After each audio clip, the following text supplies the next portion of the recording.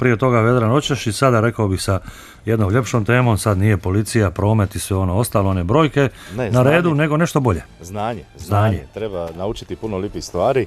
Dakle, nisam daleko otišao ovdje od zgrade Hrvatske radiotelevizije u Splitu, nekih 50 metara, naime dolazimo do prostorija Kotara Bol.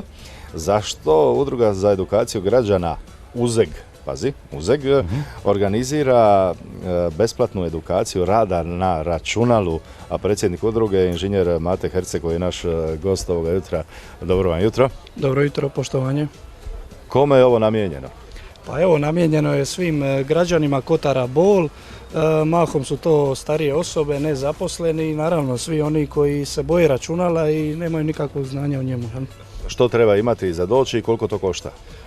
Šta se tiče koštanja, najvažnije, tečaj je besplatan, znači potpuno besplatan. Preznanje uopće nije potrebno, znači krećemo od samih osnova pa kasnije do malo bolje korištenja. Kako doći do kontakta s vama? Javiti se u Kotar Bol na broj telefona 021 310 377, ostaviti ime i prezime ili se osobno pojaviti 19. u 9 sati i 15 minuta. U ponedjeljak ujutro, 9:15 ovdje gdje smo mi, ako nas ne vidite, poštovani slušatelji, ali nedaleko, dakle od Doma mladeži, uostalom to stanovnici Kotara Bol znaju. Koliko ste do sada imali ovakvih akcija?